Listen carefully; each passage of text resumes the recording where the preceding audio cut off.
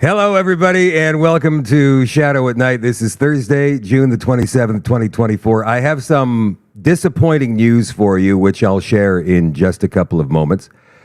I also would like you to know this is the final show before we break for the Canada Day long weekend, and I certainly hope you find a celebration in your area and go to it, because they're trying to cancel Canada Day all across the country, at least in major centers. But there are still some, dissidents out there who want to celebrate the birth of our nation. So get out and celebrate Canada any way you can without blowing your hands off with some store-bought fireworks. Let's not do that. Dallin Leger is going to be our guest tonight, and he's going to tell us all about the Langenburg 5 and the big straight pride walkout at Langenburg Public School yesterday. We're going to play you a video of that as well. And then Dallin's going to tell us all about the genesis behind that, why it happened in the first place, what happened to initiate it, the reaction of some of the teachers, one in particular. It's a great story, and it needs coverage, so Dallin is going to join us in just a couple of minutes. That disappointing news, that's coming up right after these words. The Shadow at Night live stream is brought to you by Canada Nano Silver, CanadaNanoSilver.ca. Have you ever reached a point in the day where you stop and you think, what haven't I done yet today? I just had one of those moments, and I realized quickly that it was I haven't had a Nano Silver Immune Gummy yet. So I quickly went to my cupboard and got one out, and boy, am I happy I did it. It tastes awesome, and it works. Immune gummies from Canada Nano Silver simplify your daily immune support with convenient and delicious Nano Silver immune gummies. Each serving contains powerful triple-action Nano Silver, elderberry, vitamin C, zinc, and vitamin D3 to help supercharge your immune system. It is safe. It's proven. It's Nano Silver. Silverceutical technology works alongside your body's own immune system to help you stay healthy and strong for everything that life throws at you. Get these and all of the other amazing products available at CanadaNanoSilver.ca. Again, that is CanadaNanoSilver.ca. And don't forget, there are retail locations all across the country, and they're growing by leaps and bounds, it seems like, every week. If you want to be a retailer of these awesome products, get a hold of Kevin and Anna through the contact tab at CanadaNanoSilver.ca. If you want to find one of these retail locations so you can go and buy your stuff directly from a retailer, they're all listed under the retail locations tab at CanadaNanoSilver.ca. I say again, that is CanadaNanoSilver.ca. All right, I'm going to flash up here quickly before Dallin joins us here. I'm going to flash up a screenshot of a text between Morgan May, that's Jeremy McKenzie's girlfriend. We had her on the show a couple of weeks ago. She came on, seemed nice, even though Chris Sky had a few things to say about her and Jeremy last night. So this is a text. Now, having said this, I want to let you guys know that my connection to Jeremy McKenzie, because I haven't got any contact information for him. I don't know what his Twitter account is. I couldn't find him via email. I couldn't find him on social media anywhere. So I was going through Morgan to set up the interview with Jeremy tonight. I want you also to understand that this was not crucial to me. It was not crucial at all. I just wanted to give Jeremy the opportunity to respond to what Chris Sky had to say last night on a neutral platform. Having said that, let me throw this up for you right now. And there's going to be some pretty bad language here. So this is Morgan asking Jeremy, are you still going on tonight? Because yesterday, Morgan says it seemed like he was up for it and wanted to do it. He was happy to go on and talk about this with you. That was yesterday, mind you. So she asks him, are you still going on tonight? And no, Jeremy says, no, F him. And then goes on to say, why should I take the time out of my day to entertain internet clickbait drama for 20 people so this loser, I guess that means me, can feel important? He didn't even attempt to contact me at all and thinks he can use me for content. Again, I don't really care to use anybody. It's simply giving the other person in this argument the opportunity to respond on a neutral platform. He's a clown. I don't want anything to do with him. And then he tells Morgan, where are you talking to him? And I'll tell him myself. So Morgan continued to message me via text and said, Jer can't seem to reach you on Twitter. And I thought that was strange because you guys are absolutely aware, all of you guys know this, that I am accessible on every social media platform I can think of, even TikTok. Even though I don't spend any time on TikTok, I do get messages from TikTok sent to me through my email. So if you try to message me on TikTok, I'll still get it. It may be a day late or a few hours anyway, but I'll still get the message. You can get me on Facebook, obviously. There's email, through my website, Twitter. I'm not hiding. Instagram. You can get me anywhere. But yet, he's having trouble messaging me. So Jeremy McKenzie, obviously, will not be appearing on the show tonight, which is a shame. But Jeremy, if you're watching this right now, it would have been a great conversation, and I'm sorry that you chose not to take part in this. And perhaps one day in the future, you'll decide to come back on and explain all of the allegations that Chris Sky made against you and your girlfriend, Morgan, last night. But if you choose not to, I guess people are just, and this is not my opinion because I really don't have one way or the other. It makes me sad that these two voices have to argue like this and cause strife and division and blah, blah, blah. I feel more upset for the people who were looking forward to seeing what you had to say about all of that, because so many people believe Chris Sky and what he says to be absolutely legitimate, authentic, and heartfelt. There are some who don't believe him at all and think he's an agent for, what's the Jewish secret service? Mossad? They think he's a Mossad agent or working for the CIA or somehow in cahoots with CSIS.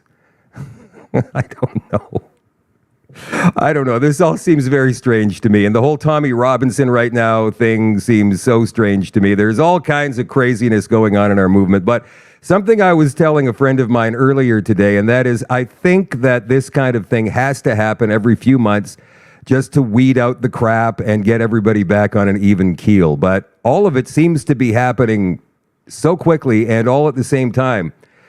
That's what's got me questioning all of this stuff. But I'm sorry, you guys. Jeremy McKenzie has decided, with some harsh language and insults, that he will not be appearing on the show tonight. All right.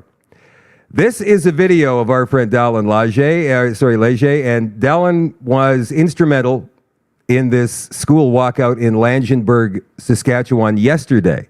What's the story behind that? We'll get to that in just a second, but here is one of Dallin's lives that he put up on social media yesterday afternoon around noon. Let's check it out. Good day, Saskatchewan. Good day, Langenburg, Yorkton, surrounding communities, all of you in the GSSD school division and other school divisions that are having similar issues and are looking at what's going on here with the Langenburg 5 as inspiration, as motivation to stand up and to do what's right. And we called for this school walkout here today because the proper channels weren't giving the results that were needed. After 10 years of abuse on children, and I hate that word because no, it's not physical abuse, but the decisions that teachers made impacted these child's lives forever. And on June 10th, 5 students decided to wear a shirt as a cry for help to give us the attention that we needed to solve this problem. And that's when I got involved, which led us to today. And we're minutes away from the school walkout. And I'm gonna flip this camera around and show you guys Langenburg came out to support the Langenburg 5.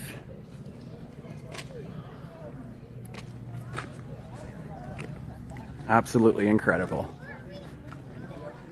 Absolutely incredible, guys. In 2 days' notice, these folks stopped what they were doing. Peace and love. That's exactly right. These folks stopped what they were doing to make a stand. This is not a stand that a few people are trying to make this out to be. This is not the narrative that they are spilling. This is not about us versus them. This is about accountability for a teacher. For teachers. Look at this. The walkout's beginning, guys.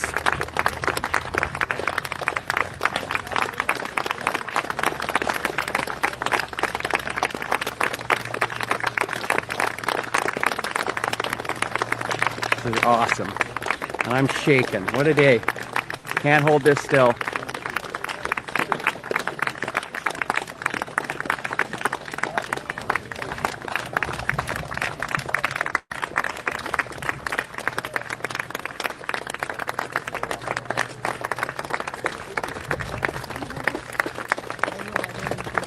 These are the future leaders of this community, guys. These are the students that have said, enough is enough.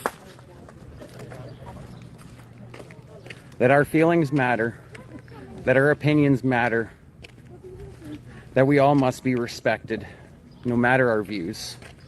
Special treatment doesn't exist for certain students and not all. We need rules that apply for all, that aren't going to put these students in uncomfortable positions.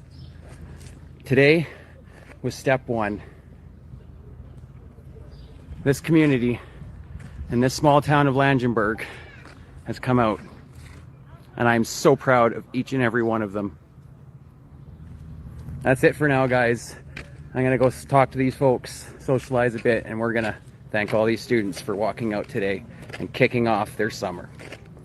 Thank you all. Yeah. All right. So what exactly happened in Langenburg for this walkout to happen?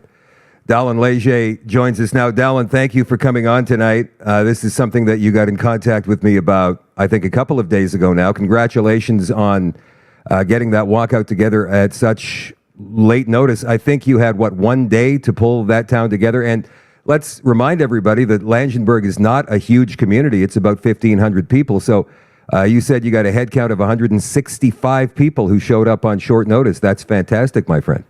Yep, in a day and a half. You know, the school week was just about over. The year was over, and there was a situation going on. And the director of education chose to wait 2 days before the end of the school year to release the letter to the parents, basically stating that the investigation was over. And now, wait a minute. Hold on. We don't know about the investigation. We don't even know what happened yet, most of us. So why don't we go right back to the beginning of all of this? And by the way, I do want to say that we did speak to one of the students involved in this via telephone earlier this afternoon. We thought maybe he would be coming on. It turns out his parents decided, nah, probably not the best idea. I have absolutely no hard feelings about that or blame. I understand that these folks could be under a significant amount of pressure if they decide they want to speak publicly, at least at this point. Anyway, let's go right back to the beginning, please. That's exactly right. I think you guys are going to see the Langenburg 5 here when we come out with the victory. And there'll be faces at that point. But right now, there's no added pressure that's needed. So essentially what happened back on June 10th, 5 students at the Langenburg Central School decided to wear a shirt that had the word straight pride on the front of them, a white shirt. And they went into the school that day, not out of hate, not out of division, but as I'm calling it, a cry for help, based off what we'll get into here as the episode progresses. And the situation just spiraled. There's an issue going on right now that certain students' points of view are being put up on a mountaintop, right? It's being screamed at us that we've got to accept something. And we're all accepting. But there comes a point in time where we need to start climbing up on that mountaintop and saying, hey, we're important too, and our beliefs are important too. And that's what those students did that day. Well, considering the fact that, you know, people tend to think sometimes that the leftists, the Marxists, the trans Tifa crowd is this monolith, and there are many because they portray it that way. But they're not. And the student we spoke to this afternoon, because I was asking about numbers, I said, how many kids go to this school? He said, what, between 400 and 500, right? Correct. And I said, of that number, how many are part of this LGBTQ community? And his response was less than 10. So we're talking about a minuscule percentage of the students who go, and these are the kids who will probably transition back or not transition at all, or are just doing this to fit in somehow, some way. That's my opinion, because that's everything I've read about the trans movement as far as teenagers are concerned. So there's very few of them, especially we're talking about a small town in rural Saskatchewan, Langenburg, again, population 1,500. And right. yet it seems to me that this movement has somehow got way more oomph behind it than it should. So the kids decide they're going to wear, and 5 of them, correct? The Langenburg 5, decide they're going to wear these T-shirts that say simply straight pride on them. There was no design, white T-shirts, right? White T-shirts. I think one said super straight. I think the one had the male and female symbol on the chest, but that was it. You know, very basic. This is who I am. I'm proud to be straight. That was the message with the shirt, right? Yeah, yeah. And the thing about that is that, I mean, it shouldn't even have to be said. So it almost seems like a mock of what's going on the other side. Maybe a little bit, right? Let's be honest here. They were just trying to call out how ridiculous the other side looks, in my opinion. But anyway, they wear the shirts, and that very same day, 1 or 2 of them get called into the principal's office. 3rd period, that student was telling us this afternoon. What happened there? That's correct. So essentially what happened, and I'm going to watch how I say all this, because we don't want to paint that picture of us versus them. It's not about that. But I think what is important is that we begin to see that personal opinions and what goes on outside of the teaching career can't be brought into the classroom and can't be brought into the school. And when it does, it creates issues. So with this specific principal, you know, she handled it fairly well, considering her beliefs and her support for the LGBTQ community. You had mentioned earlier on the phone that she is kind of a partial wokie. She's not full on. Yeah, I would say that. Principal. From what I'm understanding, yeah, she's been fair, and I've been honest with that in speaking on this.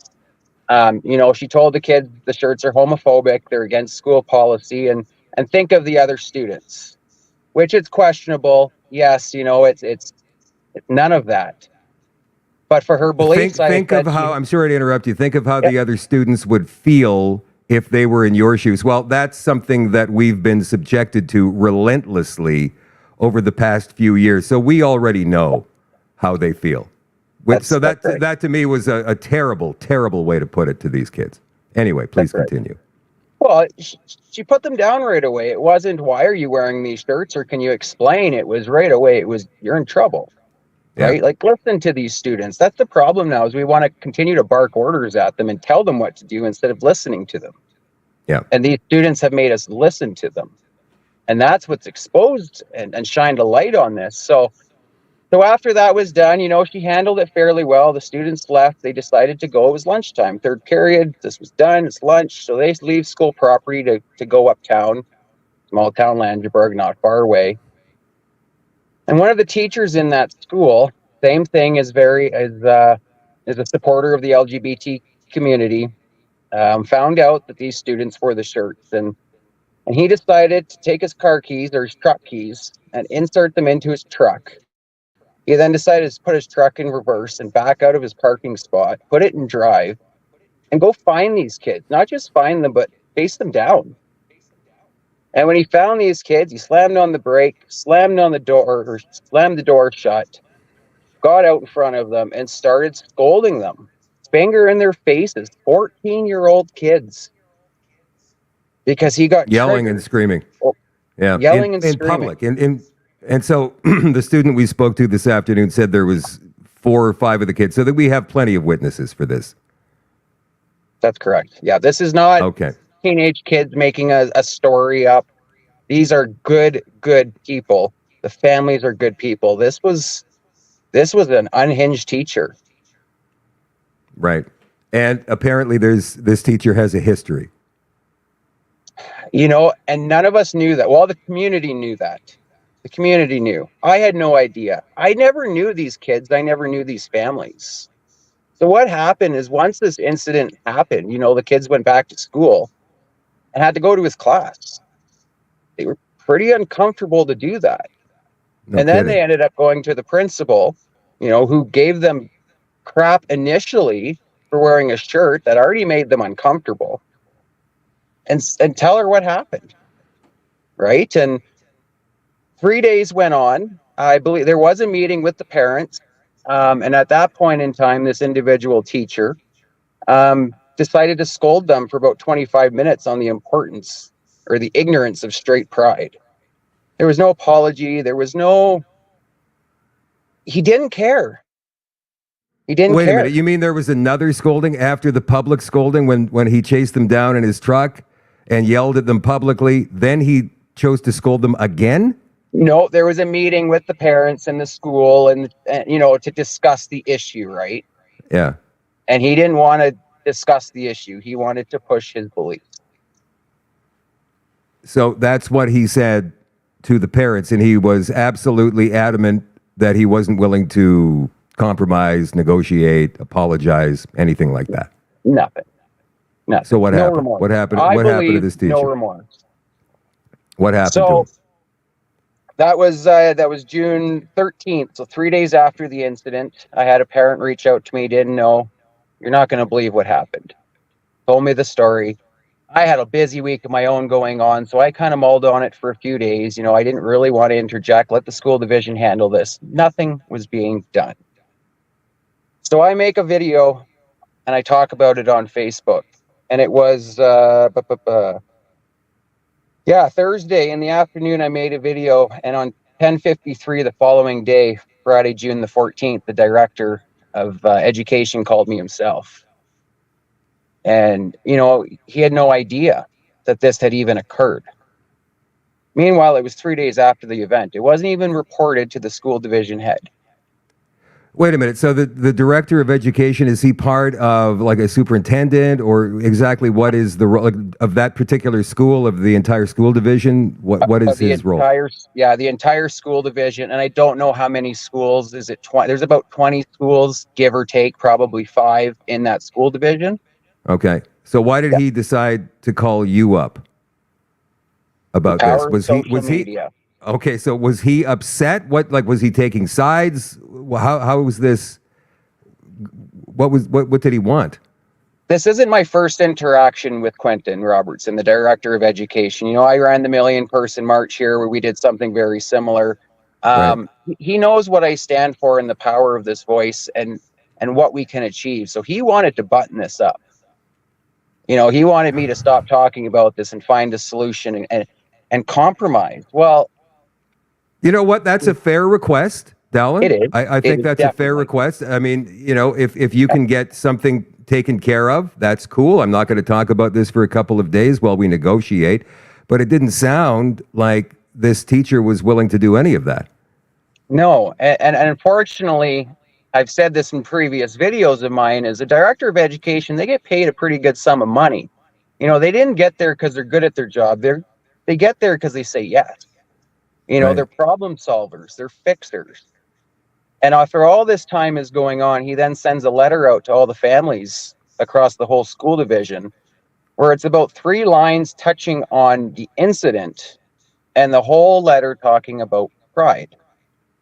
So even the director of education himself couldn't understand the message that these students were sending, but he himself are ready to spin the narrative that this was us versus them, when it was never that. Dallin, are these, in your opinion, are these teachers, these directors of education, completely and totally indoctrinated into this belief somehow? Or is it just posturing? Is it like virtue signaling? Are they doing something that they're being told to do, or at the threat of their job? That's a loaded question. It is. At the end of the day, I said that he's heartless, because how can you listen to these cries and not act on it? How Last year there was an EA that was fired for sharing a post in a private Facebook group, fired immediately. This guy can get in a vehicle, chase students down, and be back at work 3 days later after an investigation is complete. So it makes me wonder and question, now, where does this problem come from? And we look at our government and we look at the Ministry of Education. There's no guidelines for schools to follow. They put all the onus on the school division to create what we're seeing. They're creating the chaos, because then when something like this happens, there's no responsibility. There's no accountability.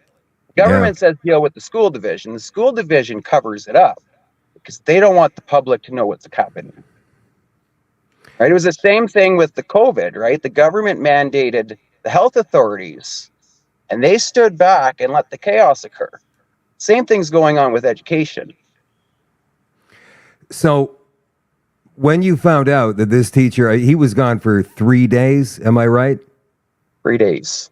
Okay, so he's gone for 3 days, and then he appears back at the school like nothing ever happened, teaching his classes again, and you found out that he was back, and not only was he back, but he was back for next year as well. So that's when you started making the plans. Yep. So basically what happened was one of the students that wore the shirts showed up to school that day, and he sends me a text and he says, "Tim's truck's here."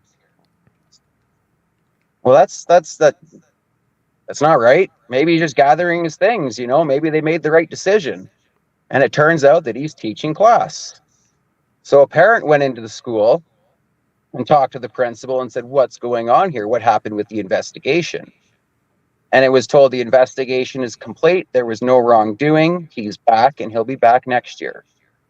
There was no communication sent out to the parents to let them know that this teacher was going to be back after he scolded their kids. Well, how did they do a complete investigation, first of all, in 3-4 days without speaking to the parents of these kids who were publicly scolded and chased down by this teacher? Or did they talk to the school officials and give them their side? They did, and this is where it gets tricky to talk on it. I'm gonna give the picture here without trying to get people in trouble. All right. But there was a meeting had with the students and the parents and the school division for the investigation. But get this, the parents were strictly observers. There was a confidence and not agreement. I don't think anything was signed. I think it was just verbal, but a confidence agreement between the school division investigating and the student, 14 years old, that nothing could be talked about. What? Yeah. First of all, if a minor signs, that sounds like a legal document to me. And if a minor signs a legal document, it is invalid because they're a minor. So there's no way that is going to hold up in a court. But I'm assuming that these people feel as though this is never going to reach that stage.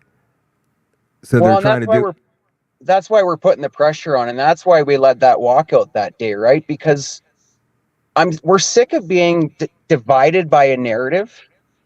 And when a problem is exposed, we just ignore it. We just mask it. And here's the issue, Shadow. This incident was isolated. But the reason they wore those shirts was because this has been continued. And I said abuse in the beginning of that video. And I hate that word, like I said. But I was at the farm show in Regina last week. And I had somebody come to the booth, never met him, had no idea who he was. Big smile, like kid in a candy store. An adult, to shake my hand, to thank me because he went to that school and graduated 10 years ago and suffered the same abuse by that teacher 10 years ago. And as the story continued to grow, I have over 50 testimonies from current students, graduated students, current teachers, retired teachers, talking about the problems with these individual teachers. You're talking about this one teacher in particular, though, right? Yeah. So what are your plans? Are you going to pursue any of this with a legal challenge, or hire a lawyer, or go to the RCMP? Well, Shadow, I'm the voice of this, right? These are 14-year-old kids. They communicate with the parents. I do my best to represent what they want. Yeah. And we're at a stage of this right now. The walkout was yesterday. We put a lot of pressure on that school division, and we're hoping that the director of education does the right thing and terminates that teacher. The turmoil that it's creating in that small town community, everybody knows everybody. Yeah. And I'm left asking, why are we protecting one man and just turning the town upside down? What's the point of this? Let's start healing. Let's acknowledge these students, past and present. You know what? It goes back to, I guess, up until a certain point. I'm going to say 2018, 2019, before all of this nonsense. We, by and large, were more than happy to accept. First of all, I have no problem with people who are gay. I don't care. It doesn't matter to me. Whatever. Floats your boat. Go ahead. Fill your boots. Sleep with whoever you want. It's not my thing. I don't care. I'd rather not have it thrown in my face. But that's my own thing. I will even ignore that to a certain point. But now we're talking about transing our kids and sexualizing our kids in schools. And that's where a lot of people have been drawing the line. We're getting sick and tired of having this stuff thrown in our faces. And it seems that they don't quite understand that stuff. And so people are standing up. They're getting called bigots. They're getting called extremists, right-wing knuckle draggers, whatever the word of the day is. And people have had enough. But the question here is, if they stop doing what they're doing, flying these flags, just go and live your life, we can get back to normal, right? What exactly do you believe is the purpose of all of this trans activity? Here we are in the middle of Pride season now, as Chris Sky called it last night on the show. It's not just Pride Month, Pride Day, Pride Weekend anymore. Now it's the entire season, June, July, all the way down to the end of September. But if they reeled back on that and just say, hey, man, we're happy to be here. Thank you for accepting us. Then maybe we could get back to some semblance of normal, right? Well, that's what you got to think. And that's what I believe. At the end of the day, I don't believe there's a whole bunch of bullying and picking on these kids in the LGBTQ community during the rest of the school year. It doesn't magically go away in June here, right? Let's be real. If that's happening, there's protocols in place to deal with that already. But you got to remember, too, that these people are taught that somebody looking at you maybe a little bit funny for a microsecond is called a microaggression. And words are weapons. Whatever happened to sticks and stones may break your bones, man. If you are that dedicated to changing your gender or using they, them pronouns or whatever, then what does it matter what somebody else thinks? Right? Who cares? I always say, Shadow, stop playing the victim and accept who you are. Love who you are, because I question if you love who you are when you're constantly attacking other people. Well, wait, how can you get other people to affirm you and love who you are if you don't love yourself? Right. What it boils down to. Yeah. So can you tell us, during this walkout yesterday, you'd said there was about 165 people who showed up at short notice in a small town. That's really good. Really good. About 30 students, you said, walked out, and this school has got 400 students. Now, also, we have to remember, you were saying earlier as well, that a lot of 11th and 12th grade students weren't there. They had the day off, so that probably reduces the school population by 100, let's say, or maybe a little over 100. But what was going on with all the other kids in the school? Do you know? And that just, it continues to expose the problem here, because it's sad what happened. Kids have the freedom of expression. These teachers aren't gatekeepers. Some like to think they are. But if a parent calls into school to say, my child is going to walk out because they stand with the Langenberg 5, a teacher does not have a right to hold back a student and to keep students from leaving the school. And that was happening.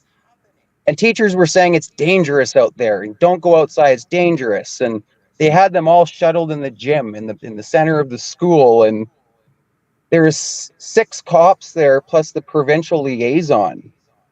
And I said to them, this event, this walkout, starts at 11:30. We're going to show up at 11:15. We're going to be out there at 11:45. There's no speeches. It's a track and field meet, essentially, right? No signs, respect. We're there to support these kids walking out.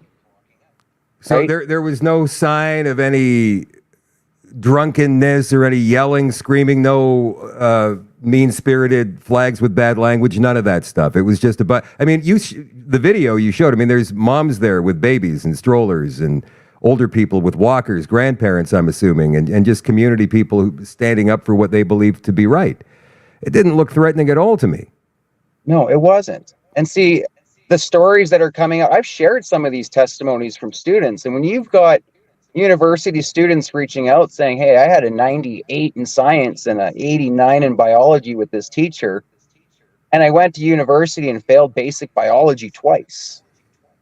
You know, when you have these students realizing that I didn't deserve the grades I got because I didn't get the education I deserved because the focus was on everything else but the fundamentals, we've got a problem. And the community is waking up to that. It's a big scar. We're ripping a big Band-Aid off right now. It hurts a lot of people. I don't dismiss that, but wait a minute. Are you suggesting that this teacher has been teaching these sex-infused curriculums for that long? 10 years now? Maybe more? Yeah. His ideology, he likes to push on the classroom. It's arguing with, this is a rural school in the heart of agriculture. And this teacher is telling students that he hopes their farms go bankrupt because they're polluting the environment. Like it's that's what I mean by abuse. It's hurting these kids. There's kids that are saying they went to, at the beginning of the school year, they had a whole group of friends. By the end of the school year, half of them thought, well, they were woke. That's indoctrination at the hands of a teacher. They're not teaching math and English. They're teaching craziness. Whatever. Diversity, equity, inclusion, which is exactly the opposite of all those three words. And equity, to me, it's a financial term. It's not a term that applies to people or society. It's how much equity do you have in that house, right? So they should be using equality, but they don't. And that's a whole different discussion. Were there kids genuinely, and this is going to be secondhand, this is stuff that you heard from the kids themselves. Were there kids inside who did not partake in the walkout, who were so fearful that they were sitting there crying? Yeah, the one little girl that came out was, I'm going to say, shaking.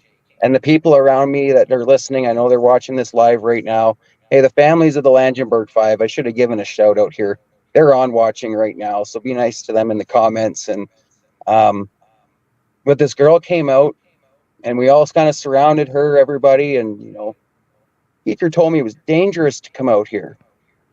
And I have friends in there that wouldn't come out. It's just shaking. And I said, you know what? Look around. You have so much support out here. There's nothing to be scared of. And you have support in there because you just encouraged your friends that didn't have that courage to come out, and you walked out alone out of that classroom.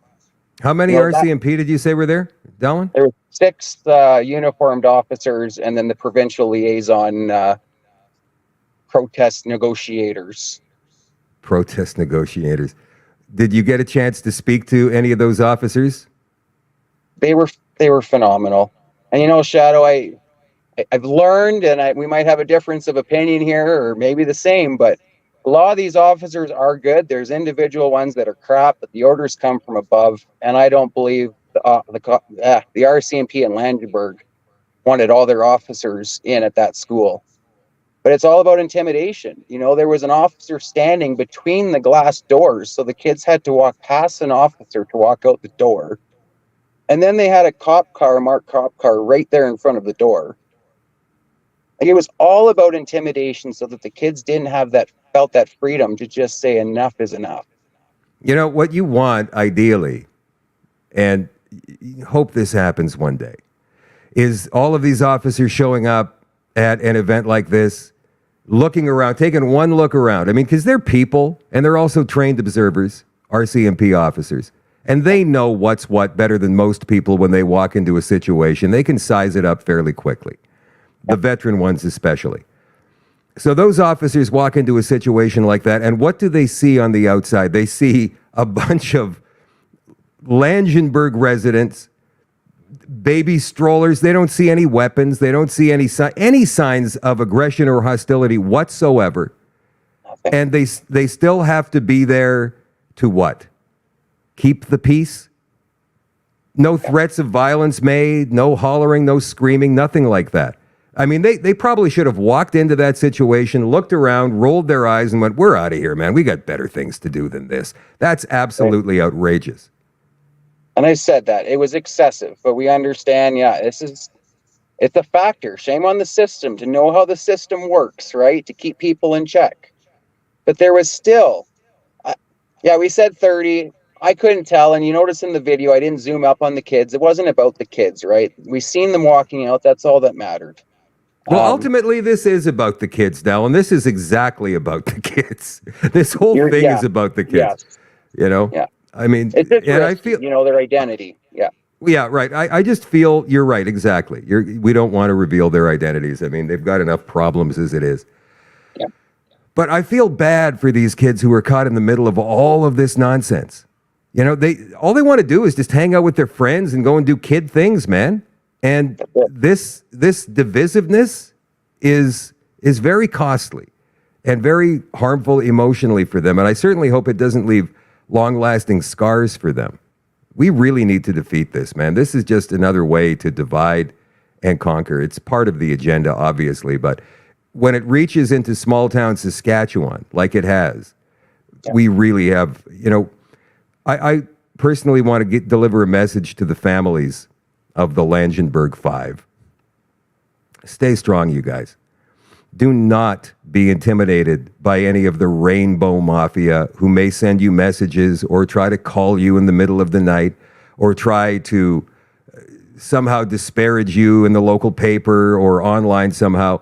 They are a very, very small minority. They may have some connections with a larger group in Saskatoon or Regina or maybe Winnipeg or one of the other major cities across the West. But ultimately speaking, they are small. You are larger than that. Pay no attention to them. They can't harm you. But what really needs to happen more than anything else is we need to get these divisive characters out of the positions of power they're in the school board. And so what's next, Dallin, now that this has all happened? What's next is really the director of education, Quentin Robertson, has the power to terminate this teacher. It was a blatant disregard of authority. It was, anyways, I won't go on. It was wrong. And for him to cover this up, we need that teacher out of there. There's 10 years of testimony from students, and we don't want this to continue. Every day the messages come in. So I think as supporters, we've got their attention right now. We need them to know, though, that for this to go away, it's simple. That teacher needs to be held accountable. I think more people may need to as well, but we need to start somewhere. And then we need to go back to the table and we need to figure out a path forward for the safety of all students, no matter on their faith. Do you think that relieving that one teacher of his job would send shockwaves through the trans community? I don't want to call them the trans community, like the LGBTQ mafia in control of that school division right now? Would they double down? Would they dig in their heels? Or would they start to capitulate to some kind of common sense? They're trying now on me specifically. This morning I woke up to a call from the police that I'm being reported for being on my cell phone and driving while doing a live video, and I'm getting anonymous reports on me, which I put on my social media because it's exposing that narrative, right? They can only go so long when you're fighting in truth.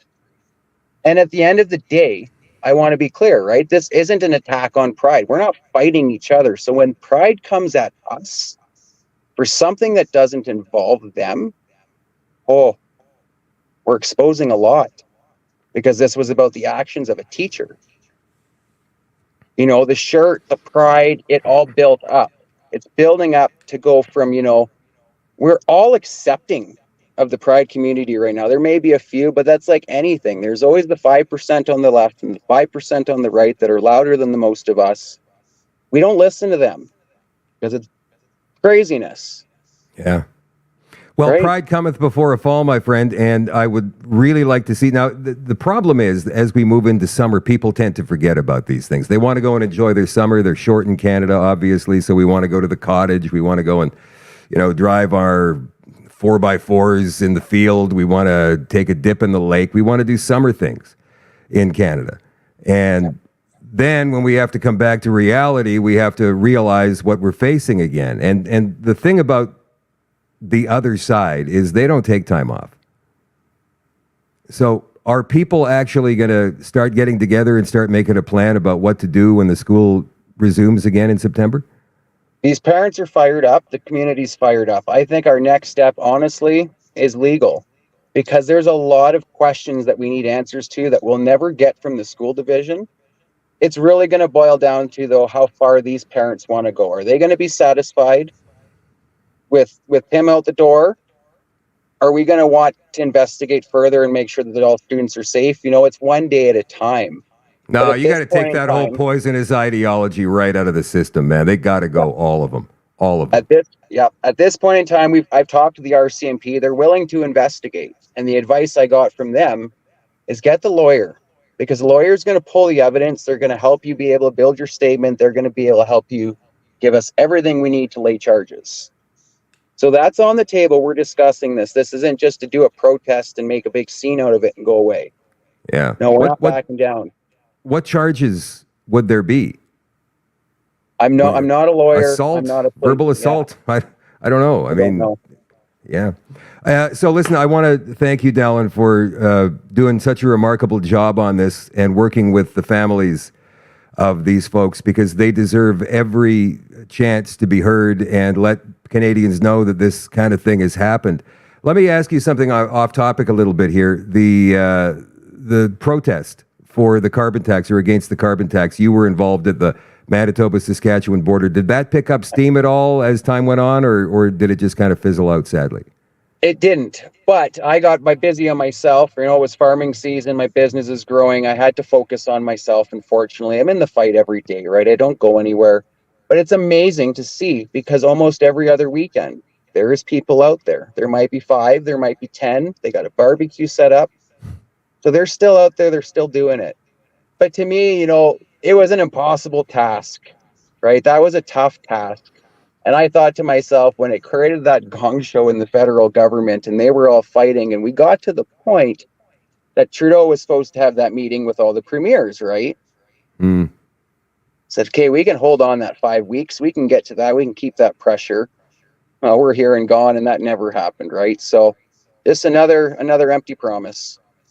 All right, man. Well, I want to thank you for taking the time to come on tonight. Really appreciate it. You do great work, and we'll talk to you again soon. Please keep us up to date on what's going on with that situation, because I think what happens there could be a huge benchmark for what happens elsewhere in the country moving forward. You betcha, Shadow. And I'm sure, give it a couple days. I think one of these boys are going to want to come on and present their story themselves. I don't think this is the end. And we've got a long ways to go, but we're going to do this quickly. Well, let me know, man. How it's done. Yeah. Let me know, and we'll put them on. Right on, Shadow. Thank you again. Okay, man. Thank you, everybody. Dallin. Take it easy. Have a great Canada Day. There is Dallin Leger fighting on behalf of common sense people in Saskatchewan, while also running a business and doing some farming. I mean, you got to appreciate this guy. He is motivated to do the right thing. And because he does have a following on social media, he does get the word out there. And I am very, very proud to help out in any way that I can. I think that's a very important story. And hopefully you guys share this out there. We understand that Rumble is back up working. What happened at the beginning of the show tonight was Rumble. The entire service was down tonight for whatever reason. I don't know what it is or what it was. Maybe it was an attack. We have heard that Rumble has been under attack lately from dark sources on the interwebs.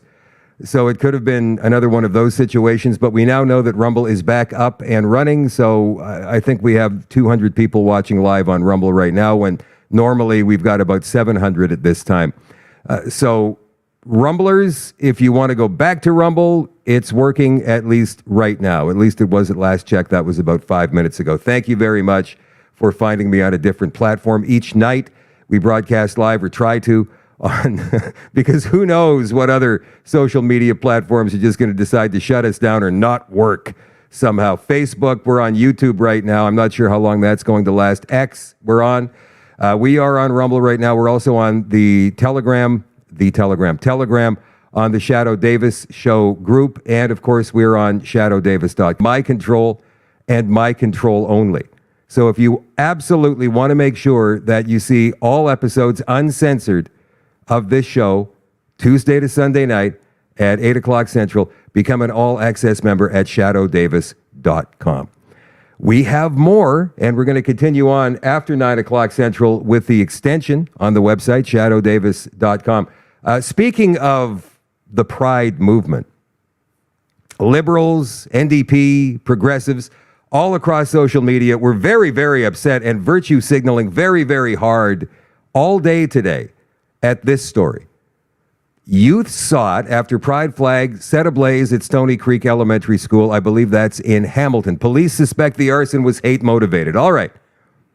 Now, I have only read through this story a little bit. I skimmed it, as they say. But I am willing to bet once they find out who actually did this, they're going to find out that it was Muslims. How do I know that? Or how do I think I know that would be the better question. That is because I witnessed it myself at the million-person march back in September. I was hosting that march at the Manitoba Legislature, or the gathering after the march. And there were some counter-protesters there from the trans community, and they were carrying these flags. And I guess somehow one of their flags wound up in the hands of people who were involved in the million-person march, and it made its way through the crowd of about 2,000 or 3,000 at that point. And there were some young Muslim kids in the crowd stomping on this flag and trying to set it on fire. They had a couple of lighters, and they were trying to set it on fire. You don't see that happen very often in Canada. You don't see that happen very often with, as they call, old stock Canadians, unless it's a drunken Canada Day weekend or something. But you don't see it often in the middle of the day, of a weekday, with regular old stock Canadians. So I went down those steps that day and said, kids, we don't do that here. You're going to get arrested. And so they stopped, and their parents stopped them. But these kids, and I'm going to say these kids were probably 7, maybe 8 years old, some younger, maybe some a touch older. So as we read through this story, and they may not name names because they're youths, right? And Canada's got an aversion to naming criminal youths. And I doubt we'll ever really know if they are Muslims and if they are newcomers to our country or not, but let's go ahead and read the story. 4 teenagers are sought after setting a pride flag ablaze at a Stony Creek school earlier this week. An incident investigators suspect was motivated by hate. We're not going to play that video. We're just going to get through it here if we can. Hamilton police say the arson occurred at an elementary school near Barton Street and 50 Road around 10 p.m. Monday. 2 suspects were observed. I just saw that flag at the bottom of the screen there. I just chuckled. I could just imagine it being burned to cinders.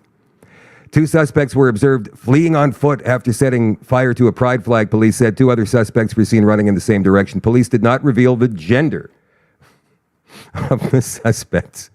The arson unit, in collaboration with the hate crime unit, is actively investigating. The hate crime unit? Give me a break. The hate crime unit. How about hazardous waste or setting a fire in an open space, something like that? All the suspects are believed to be between 15 and 19 years old. Suspect 1 is described as 5'7" to 5'11", dark medium length, puffy hair, wearing a black t-shirt, orange shorts, and black shoes. Suspect 2, 5'8" to 6 feet, short brown hair, wearing a white t-shirt, blue-gray shorts, and black shoes. Suspect 3, 5'7" to 5'11", short black hair, wearing a black t-shirt. Suspect 4, 5'7" to 5'11", short dark hair, wearing a black t-shirt, black shorts, white shoes. They haven't found these kids yet. Notice they don't mention the color of their skin or their gender. They're trying to keep this completely and totally silent because we know who it is. We know who it is. Really, the only people, and this is just from what I've seen, what I've observed. The only people who would perpetuate actual physical, palpable, visible hate are people of the Muslim faith, people from the Middle East. Because we don't do that stuff in Canada. It's so incredibly rare that you would see something like that happen with old stock Canadians. We don't. We don't. Maybe you don't agree with me. I don't know. But I do know from what I've seen, and not just that one incident I told you about just now, I've seen it happen, man. If you say to a Muslim person, do you believe in the trans thing? Do you believe that somebody can change their gender? Do you believe in gay? You know, two men sleeping together? If you ask them that question, they'd probably spit at you. I would be actually a little bit concerned if I were to talk to a Muslim person, a person of the Islam faith, ask them that question. I'd be surprised if they didn't, like, physically convulse and try to spit on me or damn me in some way. Because that's how they feel, and they're taught that from a very young age over there. Over here, what have we learned over the past 20 or 30 years? Diversity is our strength. Acceptance, inclusion. So people are more than willing to tolerate that stuff. Of course, now maybe that tide is turning. But notice in that story, they didn't tell us anything about who these kids were, and they can hide behind the fact that these kids were kids. And so they can't reveal their names. Just very vague descriptions. 5'7" to 5'11", short black hair. All right, let's move on to the next story. We've been talking about, hang on just a minute. We have been talking about traitors in our midst. Traitors, members of parliament, actively, knowingly giving hostile foreign governments very sensitive information about the workings of Canada, the workings of our parliamentary system, the workings of everything. Some are ex-MPs, some are sitting MPs, sitting senators, and Justin Trudeau refuses to release their names. So what about this? Revealed, and this is thanks to Mocha Berzargan, who is reporting incredibly well, insanely well on X, revealed Minister Harjit Sajjan's strong family ties to the World Sikh Organization. Wait till you hear what he did.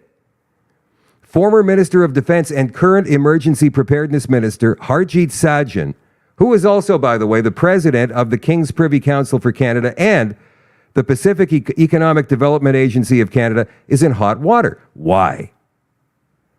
Harjit Sajjan, son of former World Sikh Organization executive Kundan Sajjan, directed Canadian military resources to prioritize the rescue of non-Canadian Afghan Sikhs at the directive of a Canadian Sikh group over the rescue of Canadian citizens during the 2021 Taliban takeover.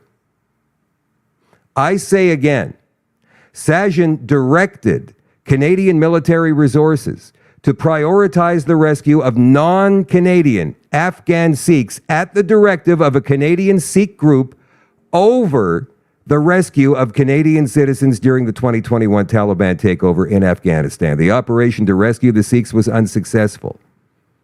Who would this Canadian Sikh group be that had such influence over Harjit Sajjan? Could it be the World Sikh Organization of Canada? Let's have a look. Minister Sajjan's father, Kundan Sajjan, was an executive board member of the WSO, similar to the children of other executive board members of the WSO. His son was given a powerful portfolio within the Liberal government, Minister of Defense. The former president of the WSO and business partner of Jihan Singh Sandhu, who is notorious for being a Liberal power broker, Prem Vinning, had his son Manjit Vinning working under Harjit Sajjan as a senior special assistant. After the 2015 elections, Amarjit Sohi, the current mayor of Edmonton, who was jailed in India and accused of being a Khalistani terrorist, was appointed as the Minister of Infrastructure. Prem Vinning had his other son, Gurpreet Vinning, work under Sohi as a special assistant. Harjit Sajjan not only has family ties to the WSO, but also has family ties to Jian Singh Sandhu himself. WSO founding president Jihan Singh Sandhu's son, Harjinder Singh Sandhu, is married to Harjit Sajjan's sister, Amarjit Kaur Sandhu Nee Sajjan. And there is the mafia-style connection that shows who's who and who's what in the World Sikh Council of Canada. What other Canadian Sikh group could Harjit Sajjan have such strong ties to? The World Sikh Organization? Highly influential at all levels of the government in Canada. One of its goals is to promote the establishment of an independent Sikh state called Khalistan in India. The strength of its influence in Canadian politics has not been thoroughly examined by the media, leaving the Canadian public oblivious to their power, political agenda, and troubling history. We should ask Jagmeet Singh about that. And there once again is the mafia-style picture of the organization. The World Sikh Organization was established July 28, 1984 at Madison Square Garden in New York. According to a declassified, sanitized copy from the CIA dated June 16, 1986, which was released in 2011, the organization was characterized as intended to serve as an umbrella organization for Sikh groups worldwide. According to the press, its functioned as a lobby to appeal to democratic countries for support for the establishment of Khalistan. And there is the screenshot of the newspaper clipping right there. Despite exploring all available avenues, Media Berzargan was not able to locate the registration documents of the WSO from New York, but obtained the Canadian registration documents dating back to 1984, which revealed the names of executives and leadership. Jian Singh Sandhu, the Fox. The Fox? That's an interesting nickname to have. We're not going to go through all of these descriptions of all of these people who are on the council. But Bob Ray, a former Sikh who grew up in Surrey, BC, regards the WSO as hijackers of the Sikh religion in Canada.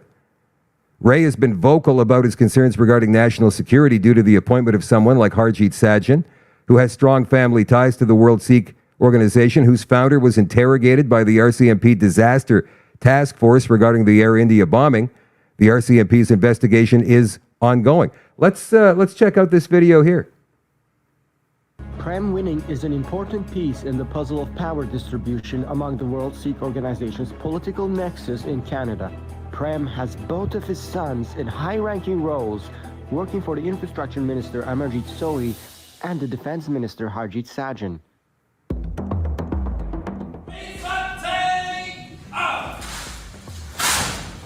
Why would Sohi and Harjit hire the sons of an esteemed member of their religion, who is credited with their rise to power? Were there no other Canadians more qualified to serve in these positions of public office who are not of the same religion and family? The hiring of these two brothers demonstrates an abuse of power. Can these people be trusted? I don't think so. Can this raise questionable security concerns for Canada as well as the United States of America? Absolutely. Harjit Sajjan has a tarnished reputation for misleading Canadians. Can you assure Canadians that you haven't misled them on anything else? Although he's no longer the defense minister, he is still serving as the Minister of Emergency Preparedness today within the Liberal government.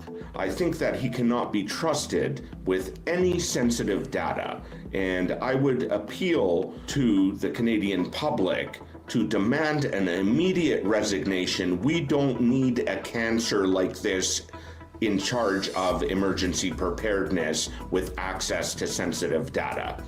I couldn't even imagine how much data Amarjit Sohi and Harjit Sajjan and Navdeep Bains have passed on to this originally extremist, now in disguise, charitable association called the World Sikh Organization.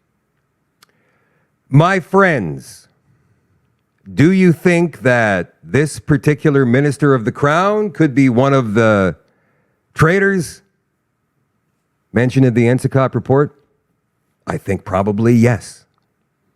And that is just one of the many legacies of the Trudeau government. By the way, the Toronto Star, or as we affectionately call them, the Toronto Red Star, has actually come out with an article, which we're going to read in the extension in just a couple of minutes, that says Trudeau's time in office, his political career, it's over.